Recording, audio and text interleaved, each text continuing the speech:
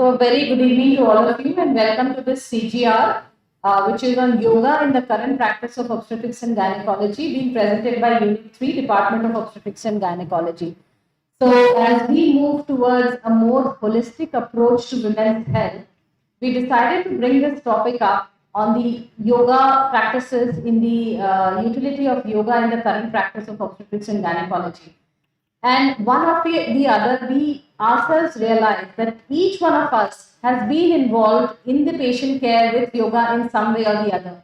Whether it is infertility, whether it is pregnancy, whether it is postpartum period, whether it is urogynecology or now gynae oncology.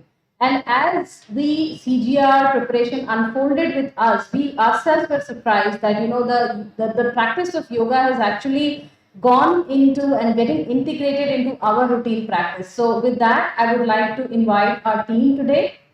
Dr. Harshita would be talking about the data and the work that has been done in the department in association with the CIMR, which is the Center for Integrative Medicine and Research.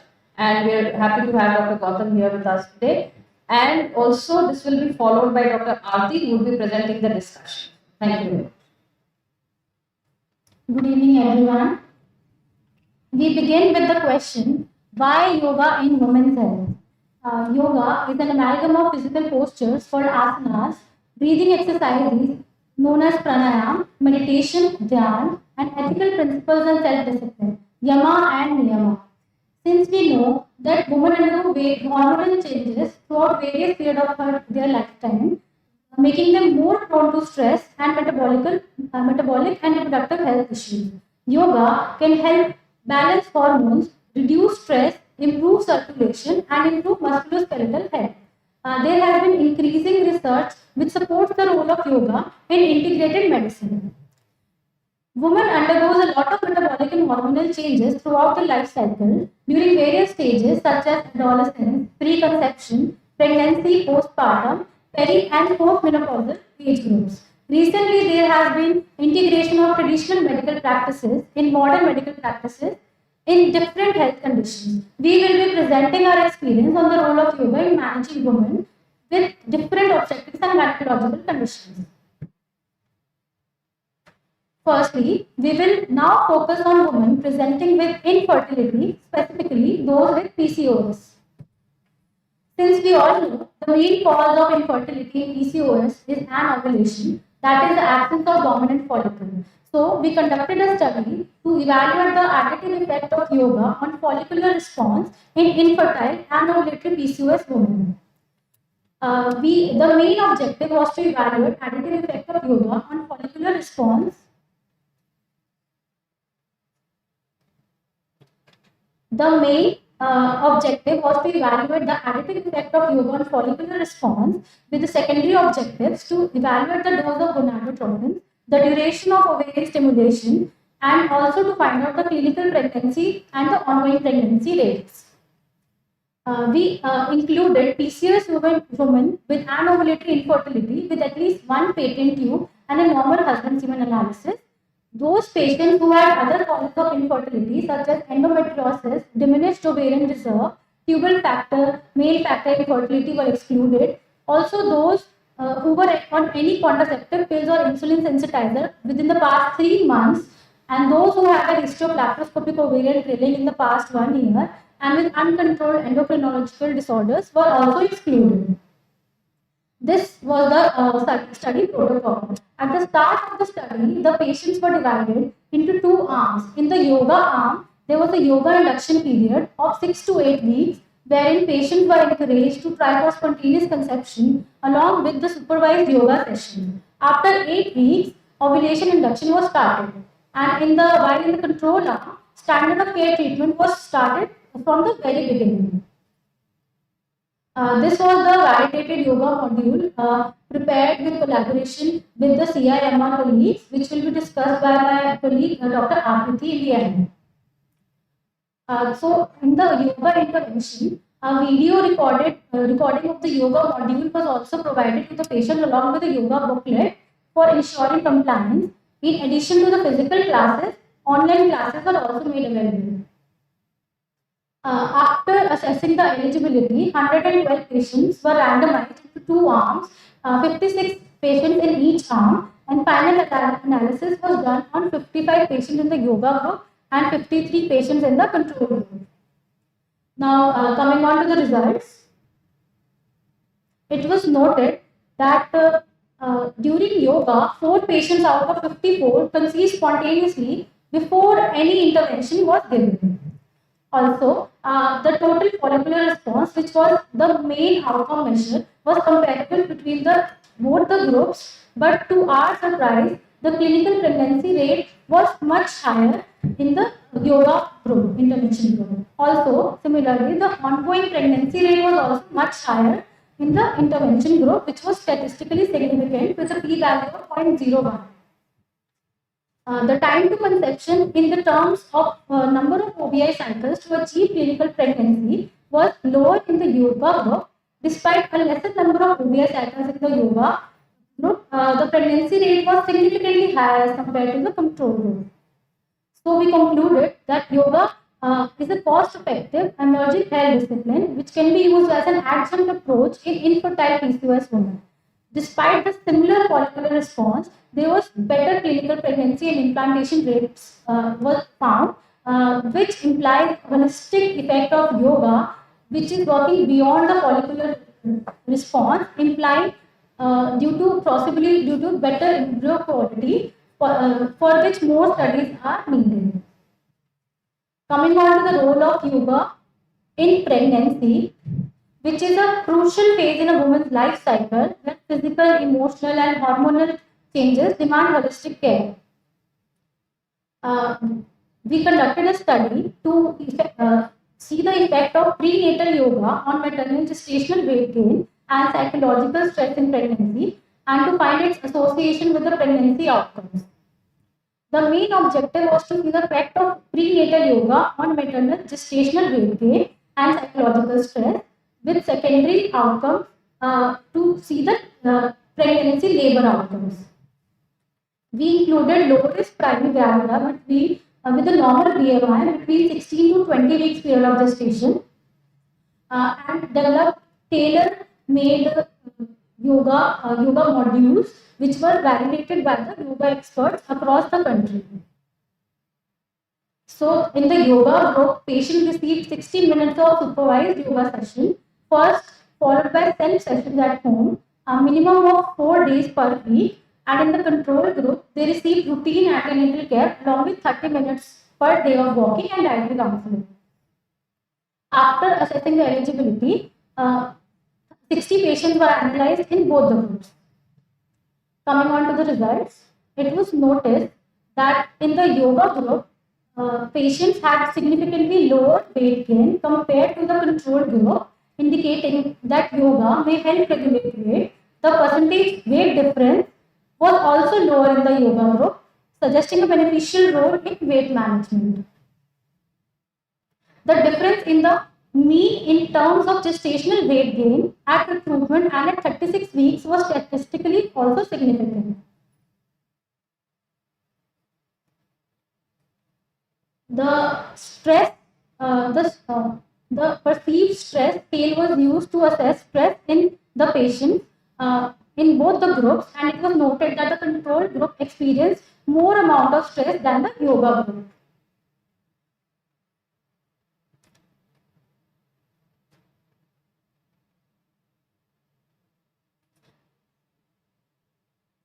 The difference in the mean and difference in the percentage in terms of stress at recruitment and at 28 weeks, both the groups were also statistically significant, as shown in this graph as well. Along with this, we also evaluated the labor outcomes and the perinatal depression incidence as measured by the Edinburgh Perinatal Postnatal Depression Scale. The results are as shown. We noticed a lower number of spontaneous vaginal deliveries in the yoga group. Also, the duration of stage 1 of labor was also decreased in the yoga group. Pain score as measured by the VAS score was also better in the yoga group. As shown in this slide, we notice that the depression scale was better at 6 weeks in the intervention group, that is the yoga group. Based on this study, the Department of Obstetrics and Gynaecology at Mother and Child Block AIIMS have started to offer prenatal yoga to all pregnant women as a service, and it is the first time in a government sector. These classes are a part of a structured antenatal class schedule, which include dietary class and a birth planning tour as well. So we can conclude that yoga helps in controlling excess gestational weight gain and also helps many adverse fetal-maternal outcomes. Also, it helps in maintaining a physical, social, and mental well-being. Coming on to the role of yoga in postnatal period. Since in the postnatal period, it aids in recovering from the stress and the physical recovery, stress reduction, and improving the maternal well-being. We conducted a study to see the effect of yoga in pregnancy on maternal pelvic floor distress symptoms. To assess the pelvic floor distress symptoms, we used a pelvic floor distress inventory score, which consists of a urinary distress inventory, pelvic organ prolapse distress inventory, and a colorectal anal distress inventory. This was the yoga module devised for the same, and after assessment of eligibility, 100 patients were analyzed both the times. This was the result. We noted that the mean pelvic floor distress score was way lower in the yoga group at 6 weeks postpartum as compared to that at the recruitment time. Coming on to the role of yoga in the perimenopausal and postmenopausal period, where we see a lot of urogynecological problems. There was a study conducted in our department to see the comparison between first-line behavioral therapy and yoga therapy on the quality of life in women with urinary incontinence. The main objective was to see the effect of behavioral therapy and yoga therapy on quality of life. So we included ambulatory women with urinary incontinence for at least 3 months, and after assessment of eligibility, they were randomly allocated into the yoga and the control group. Eventually, 77 patients in the yoga group were analyzed and 75 in the control group. The yoga module was in collaboration with the CIMR. We had collaborated tailor-made yoga module for all the patients. The outcome measure was quality of life was compared using the IQQ quality of life and SF36 scores, that is International Consultation of Incontinence Quality of Life, and short form survey 36 scores, which consists of 36 components. And depression was compared using patient health questionnaire 9 score. Coming on to the results, it was noted that in patients in the yoga arm, urinary incontinence was way lesser as compared to the non-yoga arm.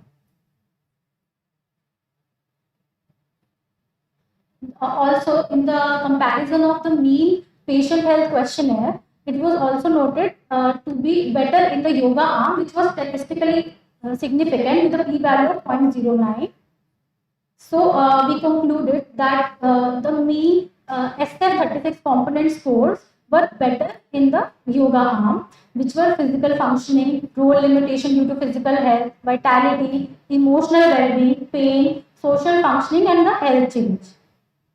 To conclude, the general health showed a significant improvement in the intervention arm, and also the incontinence scores were also better in the yoga group. Coming on to have a brief word on the role of yoga in cancer survivors. We conducted a study. There is an ongoing study in our department to study the impact of yoga on quality of life among ovarian cancer survivors, wherein the primary objective was to evaluate the impact of yoga on quality of life among epithelial ovarian cancer survivors. For this, we included patients with women with diagnosed ovarian cancer between the age 18 to 65 years who had completed their treatment prior to randomization. The outcome measures being similar as discussed previously, SF36 questionnaire, and also the secondary outcomes are also measured, which were feasibility and acceptability and cancer-related fatigue. Study design. This is an ongoing study wherein after assessing the eligibility, 30 patients have been randomized into both the arms, and currently an yoga module has been given to them, and currently we have recruited 26 patients in the intervention arm and 20 patients in the control arm, and the results are awaited. Now I will be requesting my colleague Dr. Aditi to tell about the yoga modules and how they were evaluated.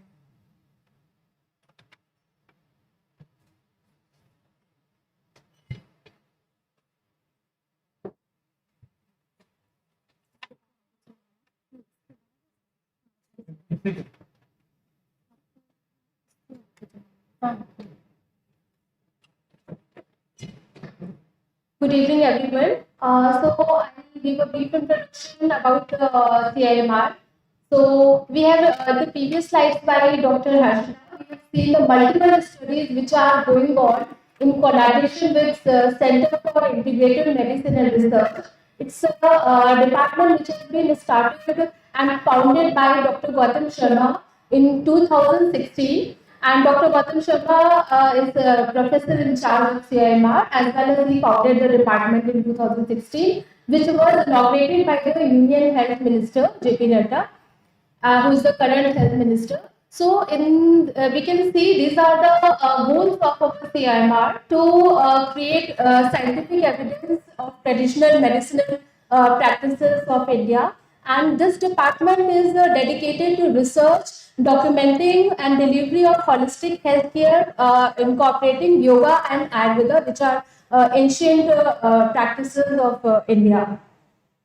So this is Dr. Gautam Sharma as he is a professor in cardiology department. So there are many studies which are going on in cardiology along with other departments. And sir was he was given honorary degree by SCASA, which is one of the premier institute in yoga university. And we can see these are the 28 CMR published 28 peer-reviewed publications from the time of inception, and there are 14 ongoing trials which are going on. And till now, we have conducted more than 10,000 online classes along with physical classes, and more than 44,000 footfall participant has been there. So this is the current status of the department. I've given a very brief review. So now I'll talk about the studies which has been previously presented. So how the intervention is designed. So basically, how we are planning the yoga model, which is designed by CMR. So how we are planning? So we are planning integrated yoga module. So what is integrated yoga module? That is consisting of the multiple practices. As we all know, yoga has asanas, pranayam, meditation. So what has to be given? So how we are designing the yoga module is we are starting loosening practices, asanas, then pranayam, meditation, and then relaxation. So all this is consistent when we are planning a yoga module, which is of on an average, which is of a duration of 45 minutes to 1 hour. So we plan as per the primary and secondary outcomes. So whatever the primary, secondary outcomes, as per that we plan what is the necessity of the module and what has to be given to the patients. And all these practices has combined effect. We can see on autonomic imbalance, which is reducing anxiety, depression, stress, and improving mood, reduces inflammation, and improving mindfulness. So these are the some of the yoga modules which we have of the studies which we have already published as of maternal weight gain. One is PCOS, which is about to get published. So I am not shown all the modules, but just I wanted to put some modules. As we can see, the first two modules is for the study of maternal weight gain. So we have started the yoga, given the yoga practices from second trimester. So we can see we have specifically tailored yoga practices for second trimester, and then the second table we can see that yoga module was given for third trimester. So according as per the pregnancy proceeds, so as the demand is getting changed, so we have planned the yoga module accordingly. Then the third is for the yoga module for ovarian cancer, in which we are seeing the quality of life. So we have focused more on the reducing the stress, anxiety, fatigue of the patient. So we have included more of the relaxation practices along with pranayama. Then this is for yoga module for IVF, which is currently ongoing study. So that this is the yoga module, which is also the integrated. We can see all the yoga module is the integrated yoga module. It is consisting of all the practices. So this is the how we are planning. We are focusing as per the need of the study. We are incorporating the yoga practices in the yoga module. So once initially the yoga module is designed with the yoga experts in the CIMR, and then it is finally approved by Dr. Gautam and also the consultants who are involved in the study. And then the yoga module, which is finally screened and approved, we send it to around 15 to 20 yoga experts across the country, and we statistically analyze. So the practices which has to be removed after the statistical analysis, we can see in the tables the practices which are given the consent to be out, so we remove that, and the practices in the last table we can see. So we statistically analyze with the 20 experts. So the practices which are remain in the yoga module by the 15 to 20 yoga experts. So we retain that practices, and that yoga module is finalized for giving the intervention in the particular study.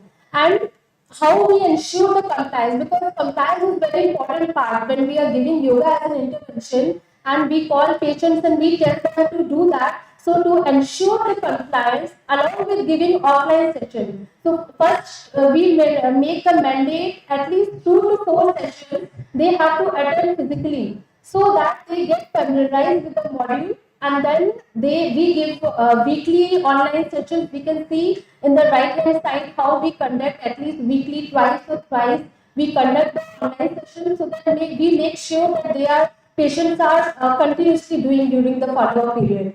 And along with the online session, we give the yoga booklet along with also the video of the yoga module, so that patient practice during the follow-up. So this is how we plan the yoga module from the initiation till the completion of the study, including compliance, yoga booklet, online, offline session.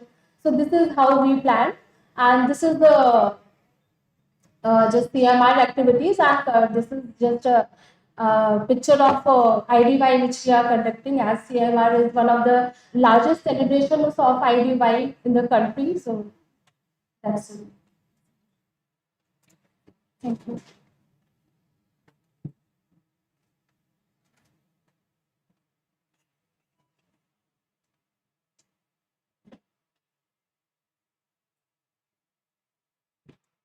Thank you, Dr. Harshita and Dr. Akriti. Good evening, respected teachers, seniors, and colleagues.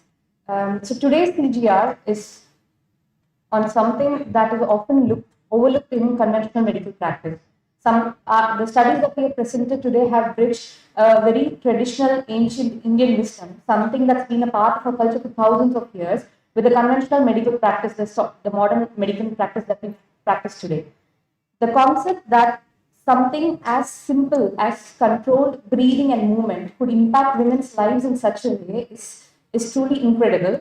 And now we have so many studies from our own institute to back up this hypothesis. So why is it important to talk about yoga and modern medicine? Because we often associate yoga with flexibility and relaxation. Its impact on reproductive health, metabolic balance, and even cancer care, the evidence regarding these domains is now growing.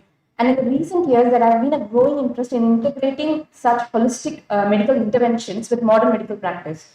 And yoga, which was once primarily seen as a flexibility and fitness practice, is now recognized for its physiological and psychological impact on women's healthcare. So recognizing this importance, the CIMR department was established in AIIMS in 2016. Today we have our CIMR colleagues today, Dr. Gautam Sharma, under his guidance and leadership and his entire team, including Dr. Akriti, we have a dedicated clinical unit that has been integrating with us on these studies. And now looking at the impact of yoga on fertility.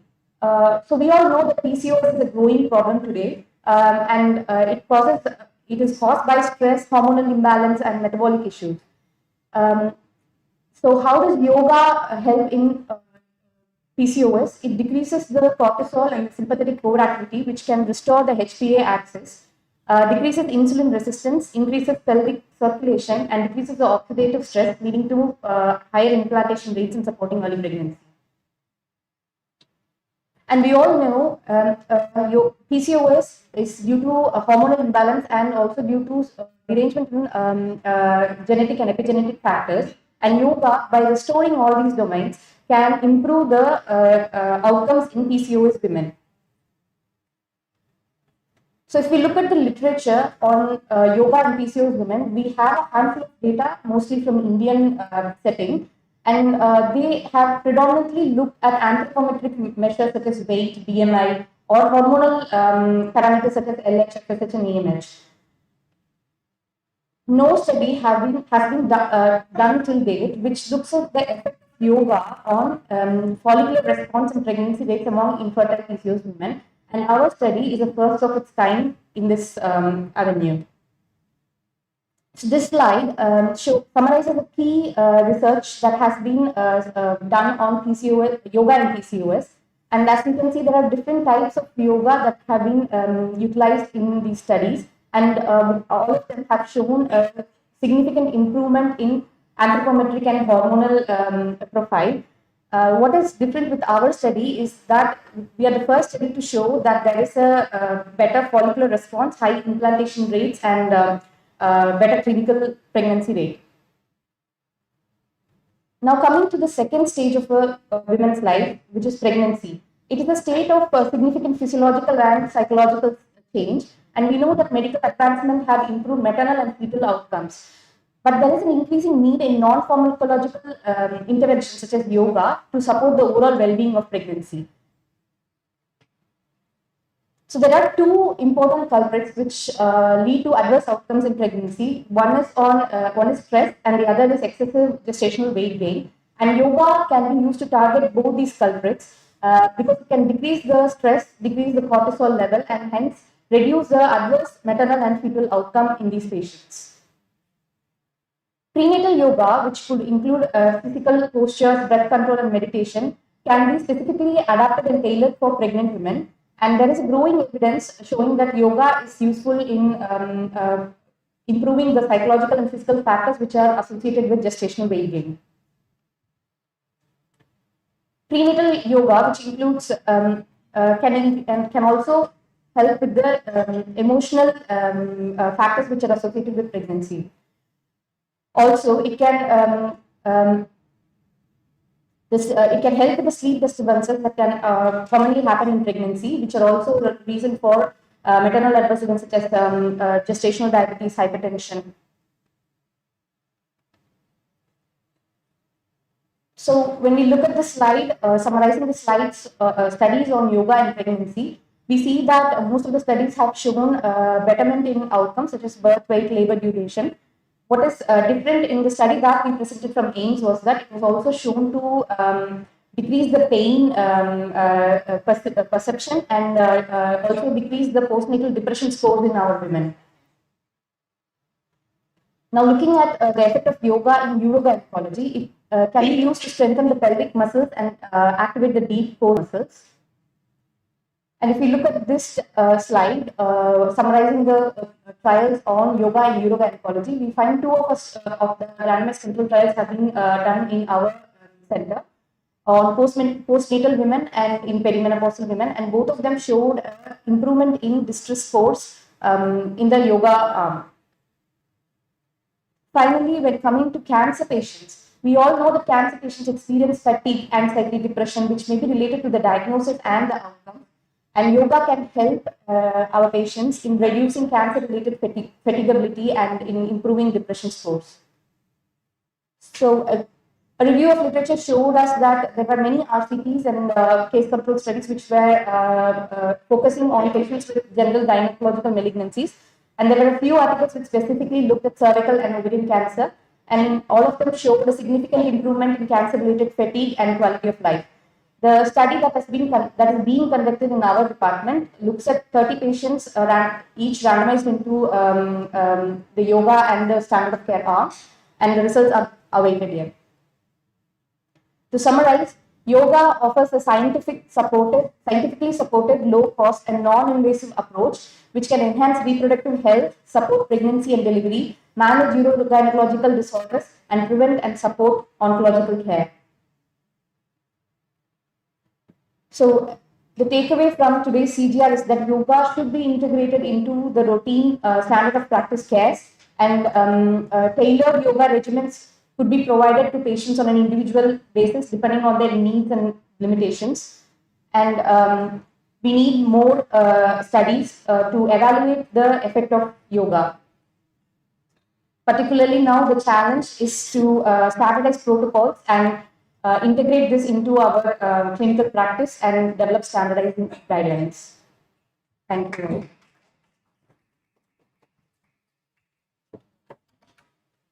Thank you, Aarti. Before we go on, I would like to request Dr. Gautam sir to come and give a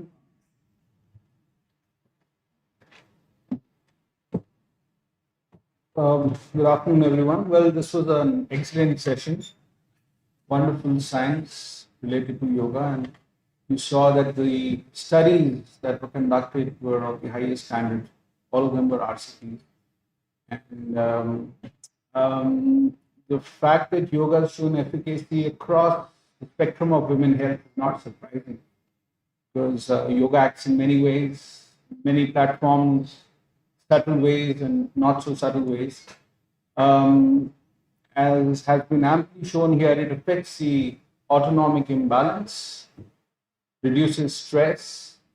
It's a form of light, moderate exercise, which is so important.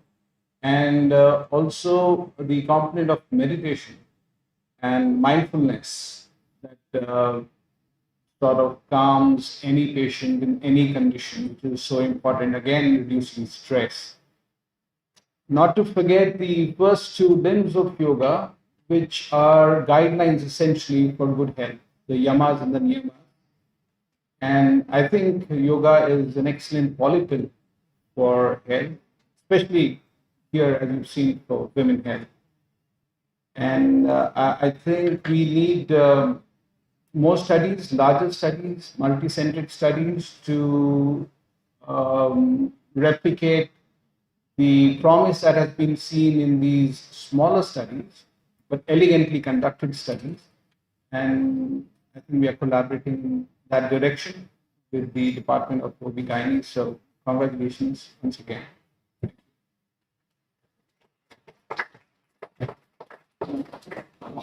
Thank you very much, sir, for always supporting and encouraging our all research projects and endeavors.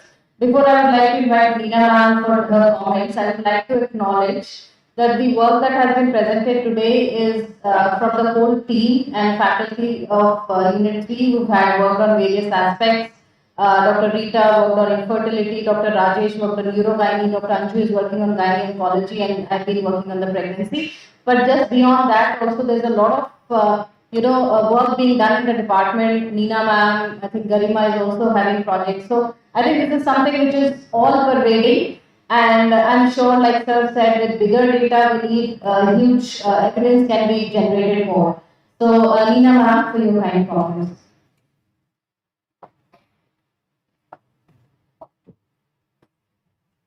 First and foremost, congratulations to the unit and of course to Gautam's team to being here to sort of showcase the kind of work we're doing. And I think there is science behind it, yes, ancient Vedic science, but the logic is simple, and we look at women with infertility. We've done work with Gautam, which was during the COVID and even after that, when we looked at oocyte quality and things. and found there's an improvement logic when women would hyperventilate, deoxygenate, which truly in the sense would improve the supply to the uterines through to the spiral arterioles. And why would it not improve implantation? And the best thing that is there, I think we've again published a lot of work when we looked even telomere length in male infertility. So something which goes unnoticed is yes, which is at the molecular level. So we have proof, which I think Aparna missed on some of our other work, which is at the moment. So certainly, and I think this is the way we have to look. Of course, the gynae team is also looking at it. There is whole body, and truly, if we put our data together, we really make meaningful impacts. And that's what we have to send the message across, because evidence is what people would be willing to accept. So congratulations. Thank you very much, ma'am. Now I'd like to invite some comments or questions from the audience, if there are any. Anybody wants to say something, has any comments? So if not, I would like to thank the whole team once again for preparing this, I would say, at a relatively short notice. But thank you very much once again to the whole team, and thank you for the audience for coming here, and thank you, sir, for being here. Thank you, Leena ma'am and Leena.